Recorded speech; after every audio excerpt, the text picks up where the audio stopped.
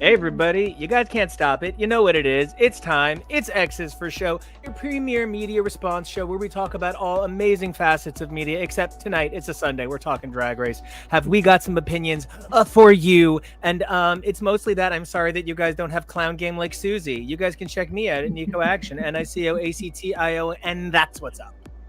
And you can find me at TK Accidental. Which means you can find me at SM Tori. That's Tori with an I. Hey everyone, it's Jonah. You can follow me places at Peak Jonah. And that's being your producer, KEVO. You can find me at KEVO. Really, make sure to like, subscribe, and comment so we know what you want us to cover in the future. But yeah, we have some RDR live. This is the second one, right? Last year was the first. Yeah. No, this is the third one, right? Really? Whatever number this is doesn't work because these girls don't improv the way the structure or like improv act. Like the girls are too talented to keep giving them things they're not prepared for. And I think this was an example of a challenge where this should be saved for our Drag Olympics, where there is just a comedy group.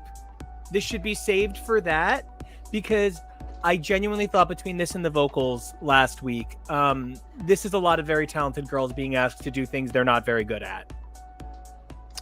I don't know. This is a different format of skit and sketch challenge than some of the previous ones, but we've been doing skit and sketch challenges the whole time.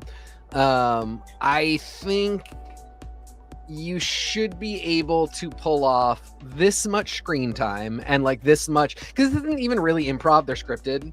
That's why I've been trying to change. Like, it's like the yeah, this is style. less improv even than, you know, having to do Snatch Game. On the Drag Race Wikia, it's qualified as one of the acting challenges. Yeah, like unless you're doing Mary Kate, then it's all pre-written. Then for it's you. double scripted. Then you're yeah. I actually, and so I think you should be able to handle that much. I think everybody did. I think everybody executed the script they were handed at a level to me that I was not like, you should maybe reconsider your entire life and career path, which I have for some girls reading some scripts at some point. I thought they all did at least fine. I thought the scripts were mostly very bad.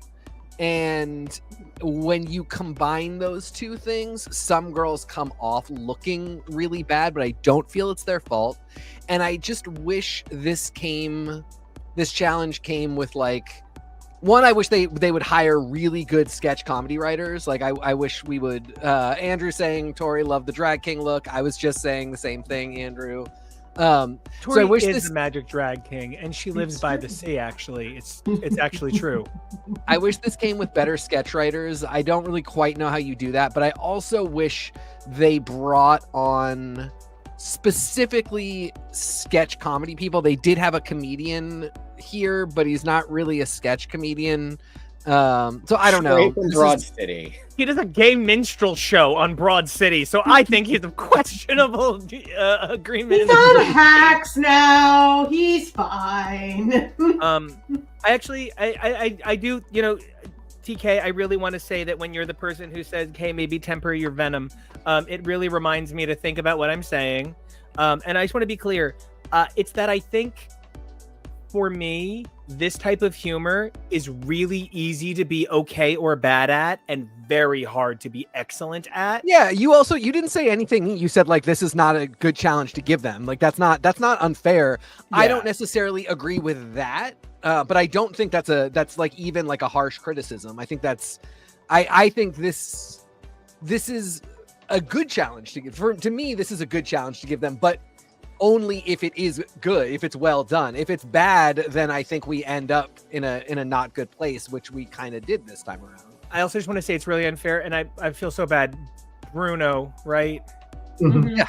Bruno, I just want to say that if I had to have an asymmetry in my chest, let it be the two most perfect pectoral shapes on the planet, and let me have one of each so that I am an absolute king in every way. Oh, yeah. I do often think that perhaps these men are treated a little too candy-ish, but you know what? he clearly had such a good time in this sketch. I feel like he got actor pay in this episode, and I was so happy for him. It was fun. Okay, so first of all, other than this, I can't believe they got the entire cast of Cats to reunite without Taylor Swift. No, there she is. But I really would love to know what you guys thought about the sketch comedy, you know, and I specifically do want to, not that, you know, TK, I obviously I so value your opinion that I apologized for mine, but, you know, specifically, Tori, you work in live theater, and Jonah, if there's something that you're a little prissy bitch about, it's sketch comedy. Yeah.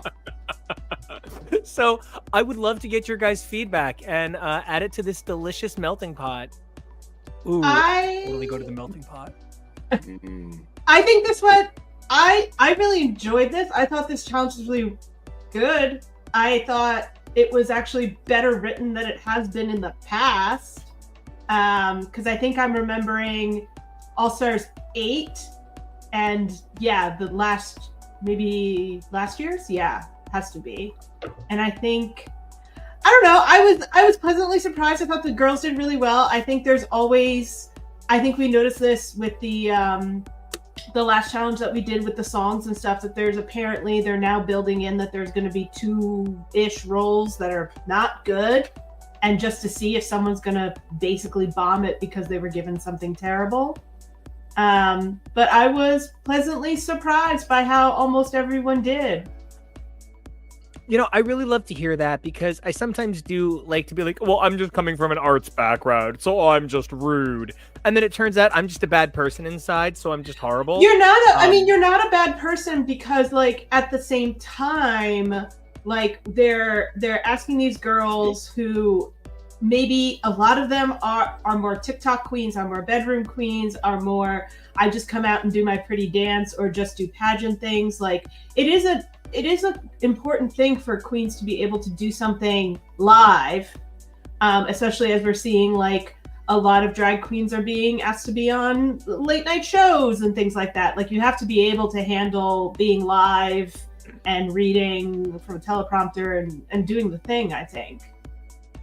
I love that. And also the number of us that are over the age of 32 that had an absolute Anna Gasteyerism when this came on. We are such big Anna Gasteyer fans in this family. She is probably in my top 5 SNL players of all time. I saw her Elphaba. Oh, yeah. You have no idea really how good. long It was really good. I have literally referred to that as the holy grail of touring casts. You have no idea. I saw her on Broadway. Well, yeah, but she did such a limited stint on Broadway. Yeah, she did. Oh my God, good for you, Mama. I got lucky.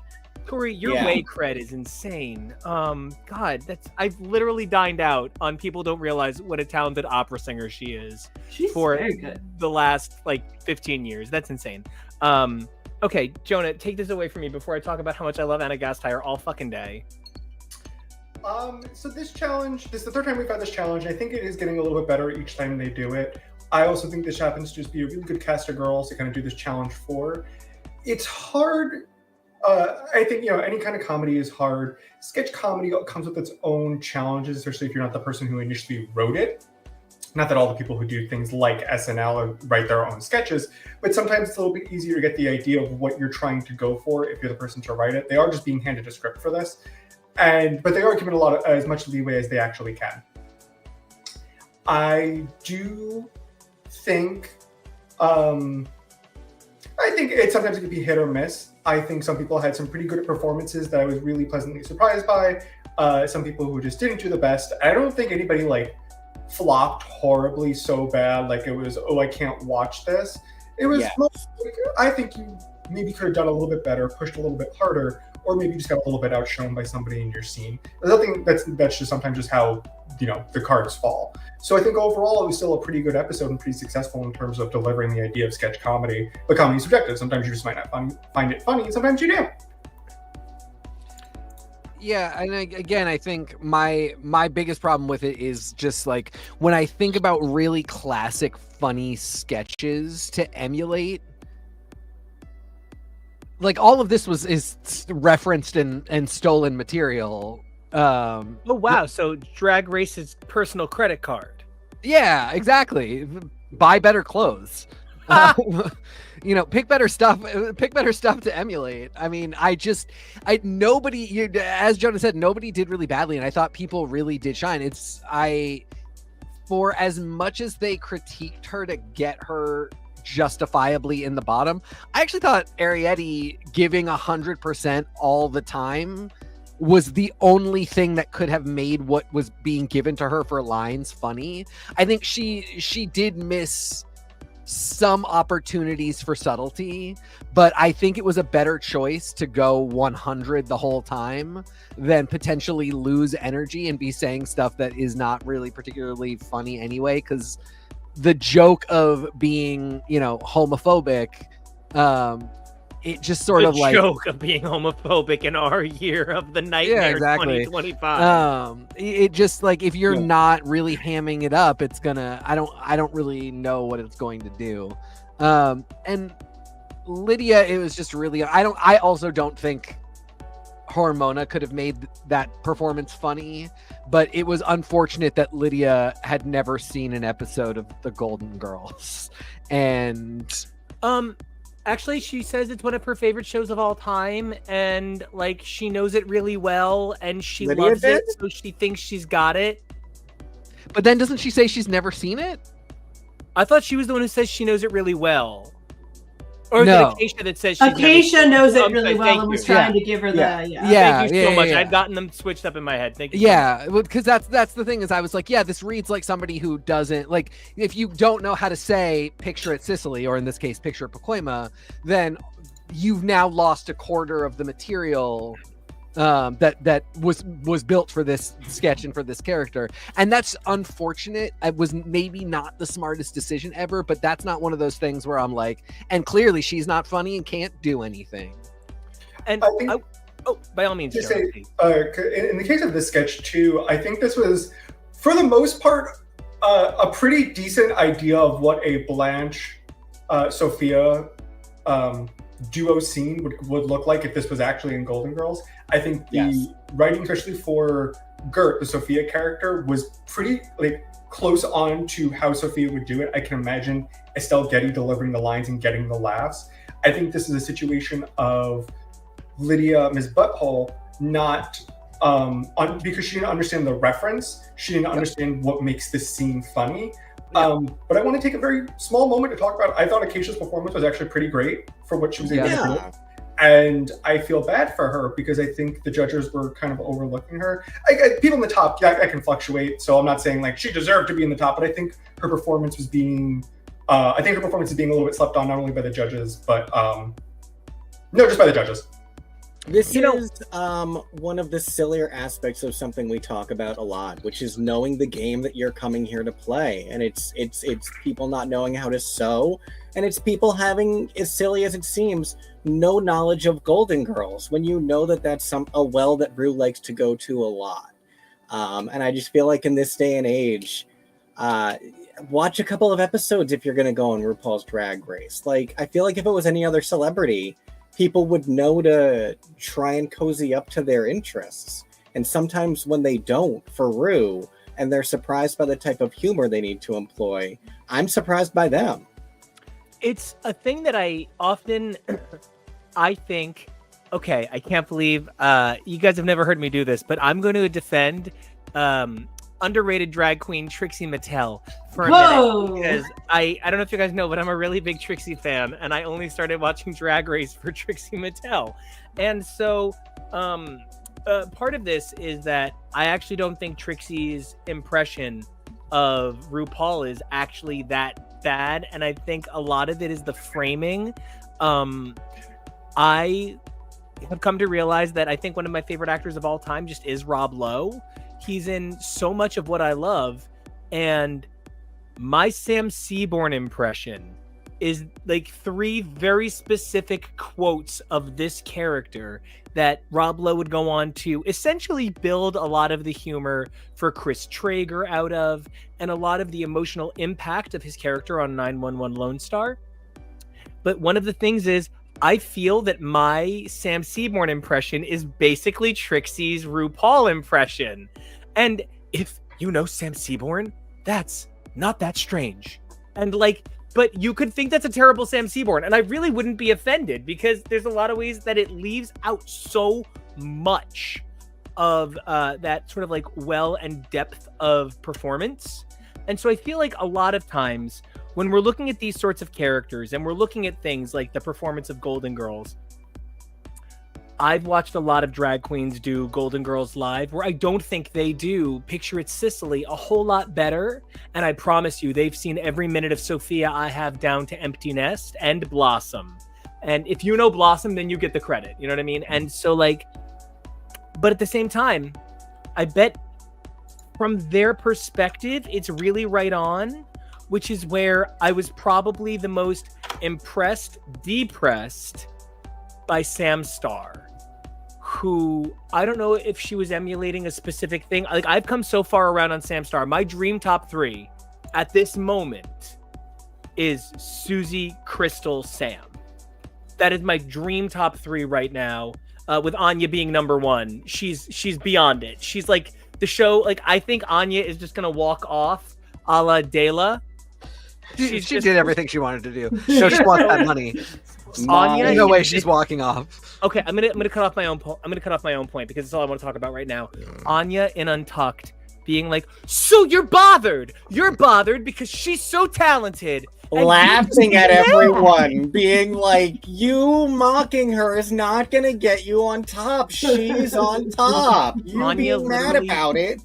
You can think anything you want, but when I hear people like Meryl Streep talk, when I hear people like George Clooney talk, when I hear people like my precious Mariah Carey talk, they talk like Anya Nerve. Why are you bothered by somebody else? If you really were number 1, then you wouldn't have a problem, would you? Okay, so instead of focusing on why are they number 1, focus on why you're not number 1 and stop coming for bitches with talent. Stevie Nicks to Katy Perry. Stop focusing on enemies. I don't have enemies. I have people I know in my field. It even kind of, the thing I really appreciated about it is I even got the impression that Anya also didn't agree that Susie was the top or had the best look. Yeah. She just wasn't going to be upset about it because it's over. Like, she got it. They clearly liked it. It's not her thing. And that's my business. Yeah, exactly. And that is really when you've taken the attitude to the next level. It's not being like, well, they liked you, so I'm now sycophantically going to say you were great. No. It is saying, like, I didn't see it. I like all my friends. I didn't see it either. But my choice of how to react to that is to do something really different. I will also say she found a way to do it and make great TV. Because the other thing about it is the girls that were really coming for Susie were also making some good tea. Like, it was turning into such a spectacle that like, even like, I couldn't take my eyes off of my darling Lexi, who I did not want to be behaving that way. No. But you could see how annoyed she was for whatever reason. And yeah, just like the looks, and I just couldn't take my eyes off her. I on the one hand, like, want better for her, but on the other hand, like, that does tend to be a way where you stick in everybody's mind as if you are this really one on the floor, yeah, like a goddamn child. Like, that's a good comeback for Susie saying, I'm proud of my work and I won. Yeah. Corey laughs on the ground saying, ha ha. Like, I mean, that was Corey's unfortunately a mess on this competition. It's kind of a bummer. Oh my god! Like, what's that game? Agreed. No Man's Sky. Corey King is No Man's Sky. You will not run into another person. It is impossible. I mean, I hope she is No Man's Sky, because while No Man's Sky really had a bad launch, it is now an amazing game, and it's one that I have put hundreds of hours into. Exactly. Yeah, I do hope she has that. Has that trajectory, because this is not a good launch, but there's clearly something here, and I think she's great. It just, oh man, it's 1-4-3 situation. She wants to follow in her sister Monet's footsteps, Well, and do mid first time around and come back in All Stars and kill it, win half of it. And I think she also really felt like she could do Plain Jane 2.0, and she has the attitude down. But the thing about Plain Jane is she would say just the most out-of-pocket nasty thing and then do the best that episode, so you could not tell her anything. And unfortunately for Corey, she will come with that same attitude and the same words, but then what she has delivered is something that even the judges don't like. So you get into a position where it's like, if you keep doing this, the only thing I can say is like, maybe you should shut up and figure your own stuff out. I also think that Corey's split in focus at night. Split in focus at night. He's not just sitting in her room thinking of all the ways that she can screw everybody over. She's particularly thinking of screwing one over, sideways. Over and under, side to side. And actually, okay, so here's my opinion on Lydia Butthole Collins. Oh, Lord. Oh. When the talent is 111 at all times, even when it's not for me, the art is 111 every minute of her life. The volume on the personality is 13. And so, like, I'm sure when you get to know Lydia, like a real human at a volume 13, I married a volume 13 real human. It's the most beautiful thing you can get to know. The subtlety of some personality that is delicate and subtle. Wait, how high does the volume go up? Yeah, to? I was 100. confused. I was like, okay. Because normally volume goes to 11. 100. No. Volume goes to 10, 11 if you're spinal. 11 is extra, so, the spinal excellence, as it were. But like, it's really beautiful seeing myself on that stage in that costume right now. Yeah. But I feel like the thing that Lydia suffers from as a performer on this show is her art is incredible, her talent is incredible, her performances are incredible, but for people whose natural volume is a little lower, you do not Roxy Andrews your way through a season because you're just not that personal volume. And I think that is why I underestimated Lydia. That is why I did not realize she would give me so far for my money the lip sync of the season next to Susie Toot tapping her own feet and pointing at him. Tapping her own feet. Who the fuck else's feet is she gonna tap? Like it's Magic. Now that would be the really impressive. Now thing. that's what people are thinking about at night. So, although God, I can't stop thinking about Susie Toot. Susie Toot and Anya Nerve. Like Crystal is just like a hot Jersey boy, so I can't stop myself. But Susie and Anya Nerve, just the level of artistry makes me feel humble. And like, it's so cool seeing these two opposite entries. Somebody who represents, and I mean this adorably, so white they're Betty Boop complexion. And somebody whose blackness is just the definition of exquisite. And like, seeing these two incredible entities exist in RuPaul's Drag Race season 17 and their art both be so valid is amazing. I love how pleasantly surprised I've been by Anya doing. She's someone who I think in the Meet the Queens, I don't know if everybody got the best initial impression where like, she's top 4, she's top 2, she's going to win. Like I think some of her competitors have. But I think she's really showing since her first episode, from the first episode of the talent show, where she did in, out, left, right. I think you can just tell when someone is a seasoned performer and she really kind of has those chops and those goods. And it's just so exciting to watch. And it's so, as a little fun fact, both Anya and Arietti have both been the only people to receive critiques so far in main challenge judging every single episode, which is 3, but still, so far, that's impressive.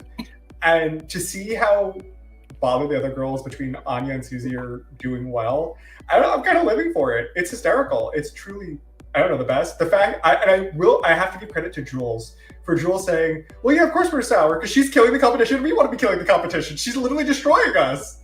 And there's like that level of self-reflection in that she knows like, oh, we're just upset because she's doing so well and she's kicking our butts at this competition. And I have to respect that they know why. Somebody does. I think some of the girls are really like, no, I'm just mad because you actually aren't good, and the fact that the panel of judges that decides the show said you are is irrelevant to me.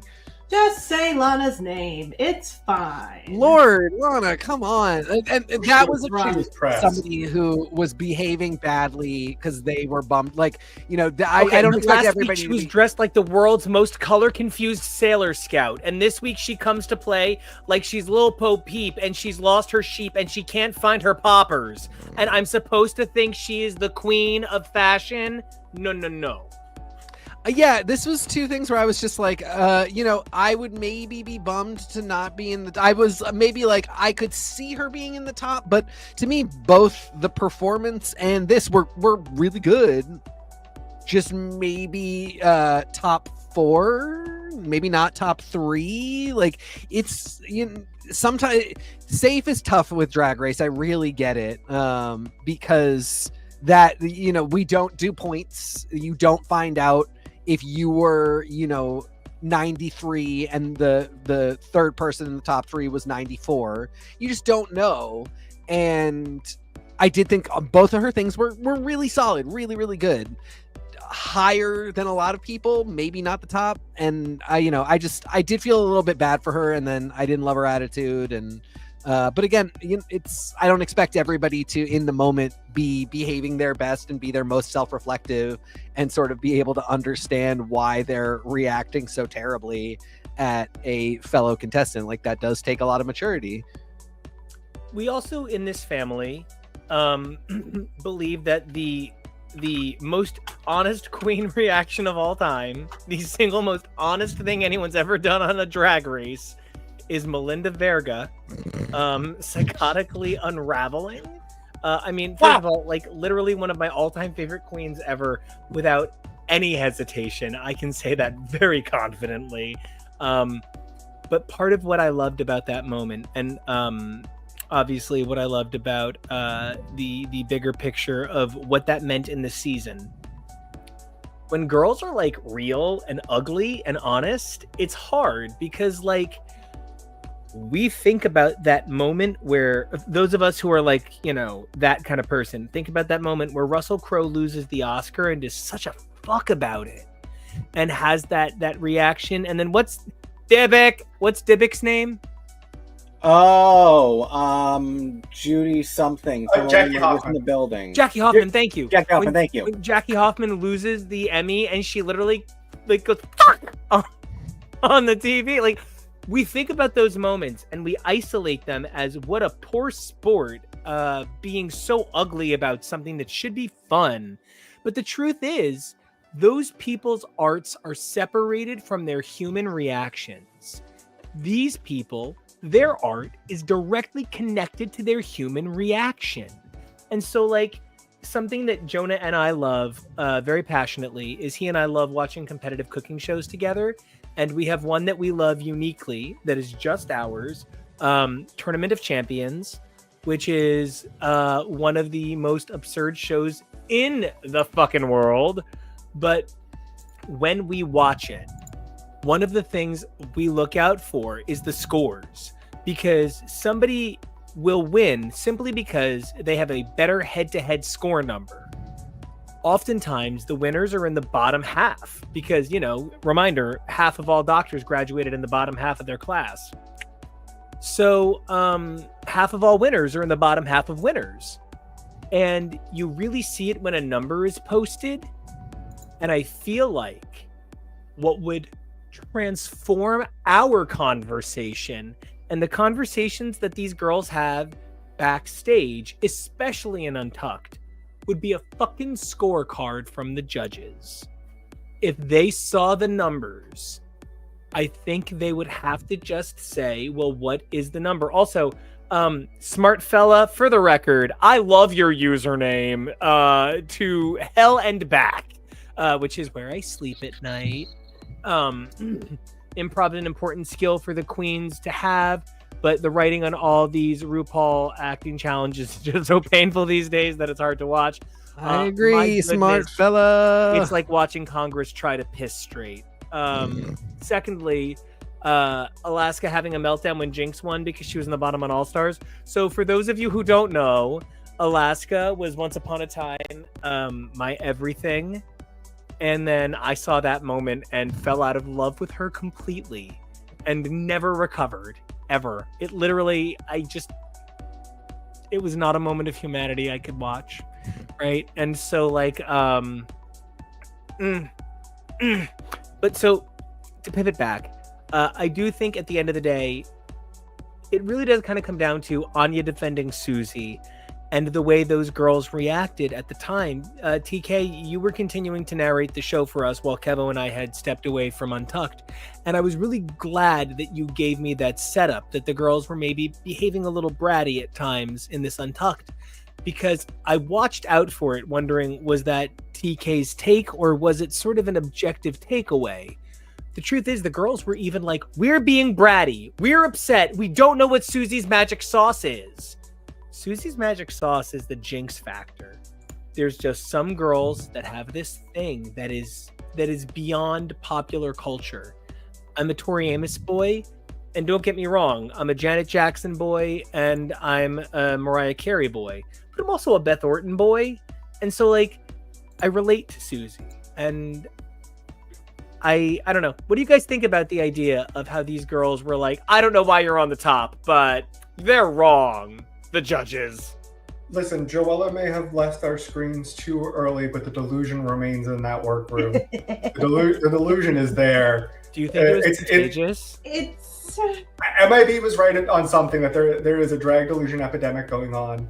But I also live for it. Let them be delusional. It was so interesting because I have a very weird maybe relationship with this idea of the Kumbaya girls, that they're not specifically drag queens, and I don't know if it's inherently fair to say about them if they're not given the opportunity to be like a drag queen.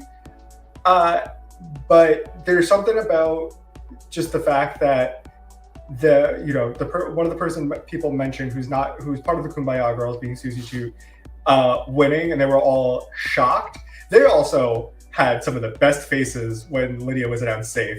Oh, the reactions this episode, truly a blessing. I just want to say that I told a joke for TK and only TK, but Hormona in half makeup was quite literally the moon from Majora's Mask coming down for the planet. Also, shout out to Hormona and her bangers. She had two no nails on that one. Nice. When she was in the sketch. Oh, in the sketch. Oh my gosh, that is genius. I did not notice that. What a detail. Hormona, a real late bloomer, coming in with a lot of strong talent the last 2 weeks. Really, really proving herself on this show. Really impressed. I do sort of feel like neither of them had ever seen or were aware of Delicious Dish, which is only a bummer because it's such a classic and so funny. Saying that you think they were making You're muted, Kevo. without knowing the reference. I thought I clicked it. I didn't. Maybe Harmona. Maybe, but yeah, I think Sam neither was familiar nor knew what sort of character to do, and that is part of their problem with Sam. Yeah, she went for a broad lesbian voice. she was accidentally almost Susie a little Bonet. close to Anna Gasteyer. Are you in saying Delicious that Dish. she was Yes. too funny? No, Nico, I'm not saying that. You have to. She was almost a different character that could be played by Anna Gasteyer, but not a character that would fit in this sketch, which is a weird success. She was kind of like she was doing something. It's just a bummer that they didn't know the sketch. His outfits are wrong too. Is part of it. Like I don't think they got the right tone for what the sketch is. And I'm very curious to know what information they were supplied with. I'm very curious to know. I'm not sure if because it's an NBC thing, if they couldn't say what they're referencing or do too close. I'm trying to figure out what sketch shows Viacom owns or Paramount They own owns. Mad TV, maybe? No, They that's might Fox. own the single funniest. Viacom. Well, it's Paramount now, but Oh, CBS, Paramount. MTV, VH1, Comedy Central. That's the thing. Oh like, my they god, no, own- Logo. They would own everything Logo. So they would own everything like my big gay sketch comedy show. Yeah, which I don't know. I Because just because Yeah. Touchstone, so FX, so everything Groundlings is owned by Disney. yeah. Yeah. So I don't know. I mean, I don't know what they can say, what they're willing to say. This was obviously I feel like given that Sam was willing to make some really big choices, and 'cause that's not, if you're Southern, that's not an easy voice to do and to keep up with, and it was really consistent. You know, like she didn't like go off into Nowheresville. It just didn't quite land right. But I feel like if she had known, like if she could have watched a couple of them, she might have been really funny. I just don't know. I hope they can figure out. You have a look like you just read something and it changed. I your just life. a person I love that you have a weird reaction to just accomplished something that I never thought they'd accomplish, and I'm gonna like cry from joy. Is But this about Saint the moon Vincent landing? Officially won their 5th Grammy. She's a Oh, Oh, bad, the Grammys are tonight. she's gotta- a bad person. I Oh. think she might be the greatest producer of her generation. She is incredibly talented. I supported her for such a long time, but she is a bad person. 5? So also, here's my question about this stuff. Let's see now. When Anna Gasteyer was doing this, we are talking what, 2003? No, way before. 96, 97, 98. Great. So before almost all of these kids were born. Right, I exactly, also don't yes. know how many young drag queens are going to be out here being like, you know what I love to watch? SNL, especially with how it's been mid. for a Yeah, while. well, but that's why I'm sort of, I wouldn't expect any of them to know it, except for there's Susie. so few women that ever like get recognized on from SNL that like, not, and again, not that like, so you should all know this, but like female comedy is something, you know, a lot of queens now even go back and are like, I watched Carol Burnett. Elaine which, like, Carroll. yeah. Was just on something for WoW. She was on. Oh, she was something. she was Sketch- she's married to the guy who owns Dropout or No, something. yeah, but no, Yeah, she was. damn right. They brought her on for some WoW Presents Plus talk show. She is thing. so funny, and she was in something else we watched one time playing like a random drunk lady, and we were even like, God, she is this funny no matter what she does. Nice. But yeah, you know, like the classics never go out of style, and you know, Rue will read every single queen for not knowing Cher, even though, you know, there are pop icons who have come up since Cher that are, you know, still producing music that's more popular. And so Tori schooled me on knowing Cher. Like, as somebody a little too close to the jukebox, I think I'm a little too emotionally engaged with both versions of We All Sleep Alone, co-written by Bon Jovi and Richie Sambora, one of the most important songs in her jukebox. But Tori explained to me that Dark Lady actually isn't in quite the same classic Cher, you might know it if you listen to oldies radio rotation, that a lot of... I would have thought it was. Like, I'm devastated when people don't know Just Like Jesse James, which, by the way... Hey, real Cher fans. But like, I really was so glad to hear somebody outside of that wheelhouse, like Tori, say to me, as someone who knows Cher but doesn't know Cher, like, you know, Rue sometimes has NICO blinders and could be a little bit kinder. You know, and Dark Lady is such a good example of like a song where if you're really gay and a certain age, you might have heard it for like 8 different reasons, but if you are really gay and a certain age, you just might not. The thing that was really insulting was that she, like, everybody was like, I can't believe you don't know. It's not that type of song. They already did a full episode of Jukebox Cher Musical where they basically hit every song that, like, you probably should know. And that wasn't one of them because it's not one of them. And that's fine. Shoop. I waited 40 whole minutes to Love bring up our latest obsession, 911. Yes, go. We specifically just got through an episode where a character is coming to terms with their sexuality and learns something that someone they feel is a little bit shady, and we're sat down and literally on a show created by the people who created Glee, we're told by an elder gay person, you don't understand that there is a pre-Glee and a post-Glee world. And you are getting to come to yourself and come out in a post-Glee world where you don't understand what it's like to have been closeted the same way that you were 20, 30 years ago. And it's sort of a very similar thing insofar as Rue has her own references that she is pre-packed with. It's like the Golden Girls thing, where a lot of the younger gays, I guess, aren't so much flocking to Golden Girls anymore. And that's not abnormal. It turns 40 this year. Yeah, 40 or well, 30, so do 40. some other people around here, but we still think they're sexier than ever. There's nothing wrong with it or loving Right. it, but that is that thing where it's not the same references. You're it's not not gonna- the same way of being queer anymore. Yeah, you're Are not the going girls to catch still it making at out 3 to you? o'clock in the afternoon. You're not going to catch it at 3 o'clock in the afternoon on TBS anymore. That's just not where people are watching things. I fully hear that and agree.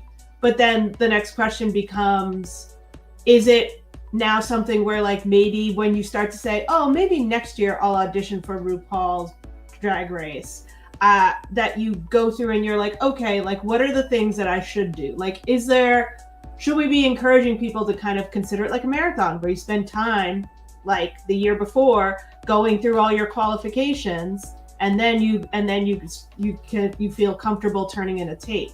Can we ask that? Should we be asking RuPaul to understand who all of these little baby YouTubers are, who they will eventually show up on Snatch Game? I just want to say, number one, That is true. there are two Tories up in the house today. Oh, dear. Yes. Another Tory said, I'm actually siding with Why? Lana on this one. Great in the challenge and runway, but was safe. And Tori, your opinion's valid. You are valid. You are beautiful. Thank you for being here. And speaking of additionally valid opinions and also beautiful, Tori, I really do see where you're coming from with this. One of the things that I think you wind up with is wondering why people didn't build a toolbox. Right? Like, we talk a lot about, the references, what's going to come up, which is where I'm going to say this was the worst fucking, is this one Boogie Wonderland? Was this was Boogie Wonderland, right? What a dumb choice. Like, I mean, like, I would pick dumb songs too. Like, all my lip syncs would be to Mariah Carey's Someday and September by Earth, Wind and Fire and Benny Mardones's Into the Night, and I'd get put on a list. But, like, the other side of it is, if it's called Nico J. Vasillo is a drag king who screams at you a lot and makes you do crazy shit, then you know what you're in for. And so, like, when they come to RuPaul is the judge bitch, and they're like, oh my God, why is she judging me like such a bitch? Like, well, that's why. You're on RuPaul is the judge bitch. Have you watched the show, Tamar? Do you know who RuPaul is? Sometimes it's like, do you know who RuPaul is? Are you familiar with her work and her comedy and, like, the person whose name is on the door? Are you that unfamiliar with what they're looking for? Then why are you applying for the job? This is kind of like a job, too. Miss America is considered like a job, and you need to, take it seriously. Vanessa did. Well, Vanessa did things that Rue would forgive, too, so consider that. You're stupid. Get her in the picture. She looks stupid. Yeah, I mean, it's really true. Like, it's and this is always the thing.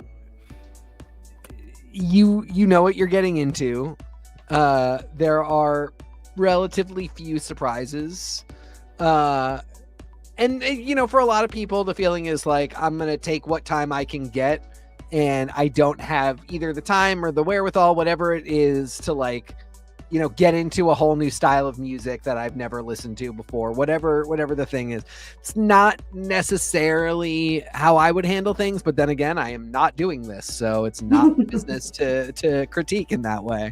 But yeah, I mean, it is a little bit like, I don't know. Some seasons you don't ever get a song like this, and you know, like some seasons you never get a ballad or anything. You never get a slow song. A lot of seasons you don't get a slow song, and then randomly out of nowhere you get like Memory.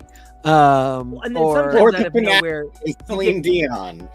No, you guys are being incredibly kind. Sometimes out of nowhere, you get that was the night. Yeah, the lights that went was an out. All-Stars. That's an All-Stars problem. Yeah, I want more of those. Ridiculous. It was totally ridiculous, but man, It's amazing. two competitors who I was That's 100% confident were fine with that. You know what I mean? Like, if it had been like Georges and Deja Sky, I would have been like, oh no, are they going to be okay? But in that particular case, I was like, yep, they're fine. They have it. I want to lip sync Meredith's Burhol's speech.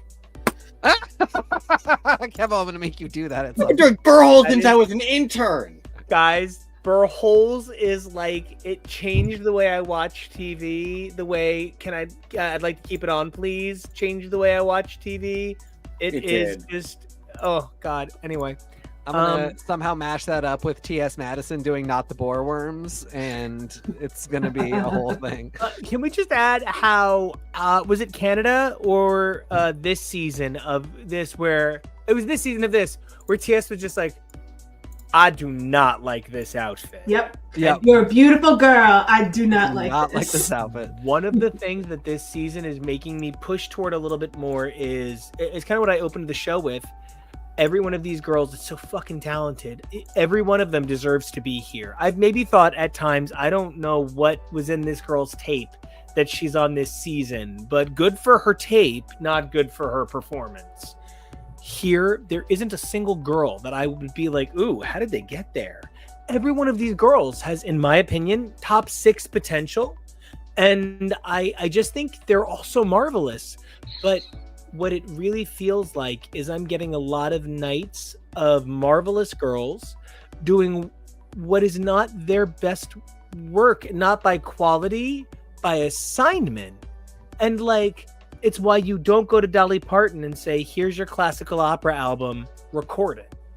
Because that's not Dolly Parton's wheelhouse. And even her rock album leans toward an acoustic twang. As a huge fan of her rock album, as a huge fan of anybody singing with Rob Halford. Hi, Dad. So, the original Bottom Dad, obviously. So I just really feel, until any of these girls are hell-bent for leather, that I'm wondering why the season has such talented girls where production did not work to maybe massage the season to a better place. I do think that a lot of these girls have ability and talent, but this script was not it. Last week's songs were not it. That's not the fault of these girls. And I don't even know that it's the fault of production pre-writing this stuff. Because actually, if you've ever put a curtain rod on your shoulders and just walked around the house going, aren't I pretty? It's not funny. If you're Carol Burnett, it's genius. And like, so a really funny girl can take a really crappy script and make it incredible. It's not that these are bad scripts. They're not great. It's not that these are bad girls. They're incredible. But there is something where the homogenization factor for me is just 2 degrees off across the board. Still having a great time. I still think every one of these girls is a knockout, but I hope to see almost every one of them in an All-Stars or versus the world at this point. Yeah. Well, I mean, that's not a bad thing, especially because the Badonka-Dunk was chosen. Successful. Yeah. Was not only successful, I guess not ranked. I guess not. I guess RuPaul really did pick the right number. Maybe Michelle said, I'll do it 3 times. My thing was, I think they paid for that many episodes. I think Las Vegas paid for that many episodes. And they got lucky. No, They got like lucky. Like they got lucky that it happened to be a 1 and a 7. no, I think they wanted Hormonidus. They didn't want to send anybody home for the first one, so that was a foregone conclusion. And then they said, you know, we're only paying for this many episodes. So when they hit the last episode, whoever is there gets saved. But the 17 makes me think that it's very possible that they could have realized this after the fact, because if they wanted to save Ariete and have the first episode really be a non-elimination, they were like, oh my god, this is hysterical, it's 17.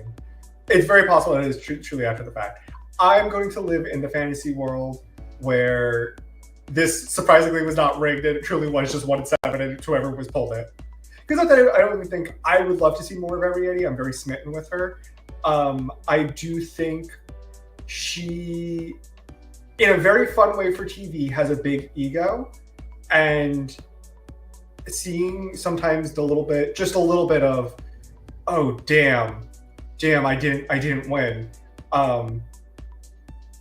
can be this form of entertainment where you can see how genuinely she wanted to be there. She was, I think during the lip sync, she was nervous because she so desperately wanted to stay. And this felt like a very real, genuine reaction to being told things aren't over yet. And I mean, I really agree with you. And I do kind of want to go back and I want to see what her initial responses to Hormona were getting this save, because I personally have not enjoyed a Latino with this much white on their nose since Scarface. And so I want to see her stick around for quite a while. I get to make that joke, I'm Cuban, and every one of you should fucking laugh. And so, but I do think that at the end of the day, it was definitely a case of 1-7, 17, and not wanting to lose this girl. I wonder. Oh, by all means. Well, I was just going to say, it's going to depend on what we hear about Las Vegas for the rest of this season. They might continue to mention it. They might continue to give out free trips to all the girls who get cut, because that kind of sucks. Only 4 girls got trips to Vegas and everyone else can go screw. But wait a minute. 3 girls have a trip to Vegas, and we're going to hear about that this season when KEVO, NICO, and Jonah make a weirdly return trip to Las Vegas to see Drag Race live. We are going back to see it again because we're nuts. But we're also going to see Janet Jackson and Mariah Carey in the same week because it's my birthday. Thanks. But I just want to say currently the host is Ginger Minge, and the girls are Kylie Sonique Love, Morphine Love Dion. I wonder if they're related.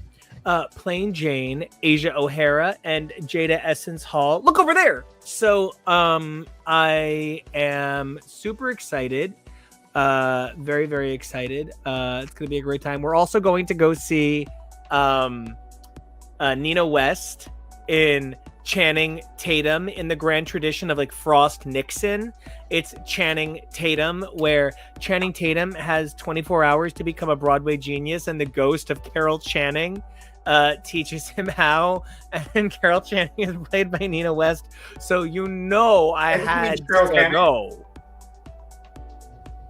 Yeah, it's Cheryl Canning, yes. But I am also kind of amazed because if I'm not mistaken, this theater is in the lobby of the Yotel, which is just one of those sentences that you just don't get to say much, like eaten by mannequins or like clever voting in Florida. It's just like certain things that don't come around much. Yeah. And if we're real quick, we could hit up Safira Cristal's show at 7:30 before that. What? Down at what is it? Under 54? 54 is it below? 54 below? Yeah. Oh. Okay, I'll make a life decision later. I We'll only figure it see out. so many fabulous queer performers in 2 weeks. Or can we? All right, everybody, sound off. This episode, this season, these girls. Give your top 3. My top 3, just to set us off right. I'm going to adjust them because I was thinking about how I don't know that Anya Nerve has the historical trajectory to go all the way. Girls with so much to say do not always make it to the end because production designs roadblocks for people who are this strong, because they can't mold you to what they need to the end. And Anya Nerve's personality is stronger than the show tends to support to the finale. There's very few. There's Bob and there's Bianca. There's others, but there's so few of the ferocity that are these girls. And so I do think my top 3. I would love it if it was Anya Nerve, Susie, and Crystal. But I would also be happy with Sam replacing any one of the 3. And that is my take on it. Who are your top 3 queens? What are your thoughts on this season? Tell me what's on your brain. TK, what are you thinking about this season? These girls. They're all sweet. I'm really happy for Jewel Sparkles for being immortalized by Screaming Piggy over and over again. That will be a gay GIF / video that is shared every time anybody does anything. Even Man, Joe Lockie's really having a year. My 3 are Susie, Anya, and Lexi. I don't know. This is a very interesting bunch of ladies. I think the show is letting them down a little bit. And I hope that just maybe by a clock being right twice a day, we'll kind of get them into some episodes that really fit their chemistry and that kind of everybody is properly prepared for and everybody gets to shine for. But yeah. I love that so much. Tori, talk to me. This season, these girls, your top 3, how you feeling? Where you're at? Where you from? I really like a lot of these queens. I am going to say what I would like my top 3 to be, not the top 3 that I think it will be. And I want I think it's basically comes down to for charisma, I want Anya. For uniqueness, I got Susie. For nerve, we already said Anya. And for talent, we said Lexi. And that's my 3.